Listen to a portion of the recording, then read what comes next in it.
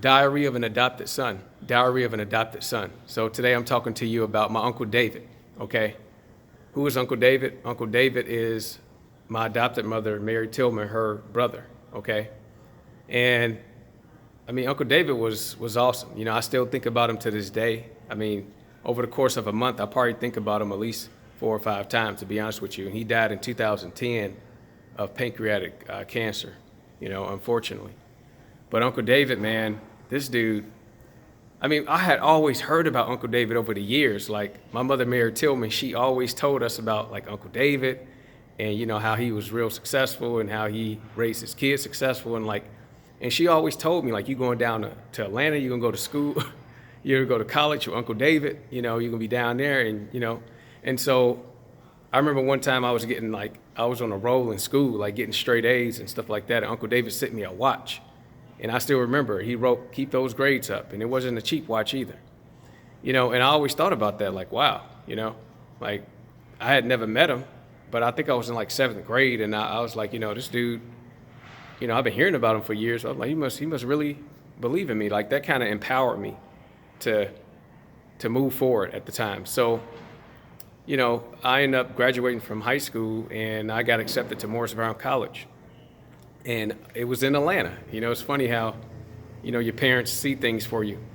And so I went down to Atlanta. Uncle David was there to greet me from the airport. You know, he took care of me. He paid for all my books. You know, he just showed me a lot of love, man. He had a beautiful home in South Atlanta, Georgia. And his wife, Auntie Jeannie, she was awesome as well. And yeah, Uncle David, he always taught me to, like, don't BS. If you're gonna do something, do it. Like, for instance, I used to sleep until like 11 a.m. or something like that. And Uncle Dave used to say, hey, how you gonna start a business waking up at 11 a.m.? Like, he just used to say things and not really go into detail. And we just kind of got the picture.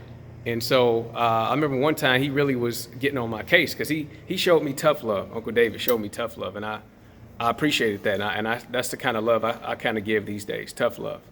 So Uncle David, one day he was getting on me about not having a job, and I was at his house in the summertime. And so I had started this business with Excel Communications, this telephone thing. And so he kind of didn't really understand what it was, but I literally started knocking on people's doors in the neighborhood, like knock, knock, knock, can you buy my service, knock, knock, knock. And and then they called the home association people on me. But, you know, he kind of was like, dang, you know, what are you doing? But he kind of appreciated that, like, dang, this dude went out there and took the initiative. I literally was walking from Uncle David's house up into the supermarket, which is probably a mile away, every single day, passing out my flyers. And that was all because of Uncle David's, you know, his love towards me and his will to, like, do better. You know, he always wanted to see me do well. And I remember in 2009, I had, you know, my first child. And I went to him to ask him for money, you know, to help fund the business I was trying to do. And he didn't give me the money, but he's like, hey, man, you need to get it together. You know, he really was on my case because things wasn't going well at the time. But then right before he died, he saw me, you know, rise up. He saw me be successful in the way that I wanted to, you know, without having to ask anybody for anything. And I really think about the things me and him talked about. Like, we used to drive on the way from the airport to his house. He never listened to the radio at all. Like, he just used to think all the time. Uncle David used to think. We used to just be there at the dinner table eating in his house. He'd be eating steak and potatoes, and he wouldn't even say anything. He'd just be sitting there eating. He'd look at me, then he'd look out the window. And I'm like, what is this dude thinking about? You know, but dang, man, I really miss Uncle David.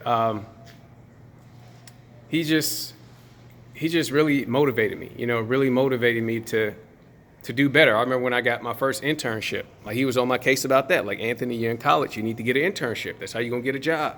That's how you're gonna do better. And so I didn't have an internship, and he'd be like, hey, you get the internship yet? I'm like, no. He'd be like, oh, okay. He didn't say anything, but he knew. It's like his words had more power than he didn't have to say too much. You just kind of got it.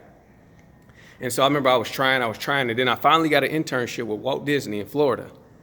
And I remember I was so excited, and I told Uncle David, we were sitting at the table one day, I was like, Uncle David? He's like, what do you want? I was like, man, it finally happened. I got my internship with Walt Disney in Orlando. He's like, oh, wow, that's great. You know, like, and he was excited, you know, but he had like a calm confidence. So, you know, that's Diary of an Adopted Son, just talking about my Uncle David, man. I miss him so much. You know, I still think about the things he did for me at Morris Brown, helping me out when I needed money. You know, just giving me advice, you know, calling me saying, you know, I remember one time I didn't have that much money saved up. And he was like, man, how you 22 years old and you don't have, you know, $1,000 saved up? Come on, man. Like, you know, but it was out of love. It was out of love, man. So, the Diary of an Adopted Son, just talking about my Uncle David. All these videos are under 5 minutes. Rest in peace, Uncle David. We still love you, man. Like, comment, subscribe, share. Peace out.